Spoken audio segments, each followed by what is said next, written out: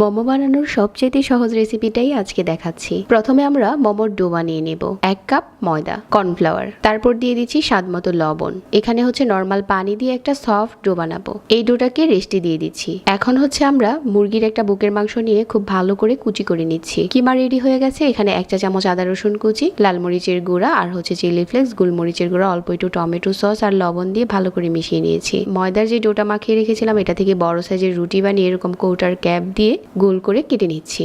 এখন প্রতিটা রুটির উপরে এরকম করে মাংসের পুর বসিয়ে ভাজিয়ে দিচ্ছি। ফ্রাই প্যানে নিয়ে ফ্রাই প্যানটা চুলাতে বসিয়ে দিলাম। প্রথমে অল্প আছে কিছুটা গরম করে নেওয়ার পর এখানে 1/2 কাপের মতো পানি দিয়েছি আর ঢাকনা দিয়ে ঢেকে কিছুক্ষণ সিদ্ধ করে নিয়েছি। তারপর উপরে একটু তেল দিয়ে নিচের পাশটা একটু কালার আনিয়ে নিচ্ছি। চিলি অয়েল বানানোর জন্য নিয়ে নিচ্ছি আমি এখানে 1/4 কাপের মতো রান্নার তেল। আদা রসুন কুচি, আধা চা চামচ চিলি ফ্লেক্স দিয়ে দিলাম, লাল মরিচের গুঁড়া 1 চা চামচ, সয়া সস, টমেটো সস, গোলমরিচের গুঁড়া আর হচ্ছে অল্প একটু লেবুর রস। এখন মোমো পরিবেশনের পালা।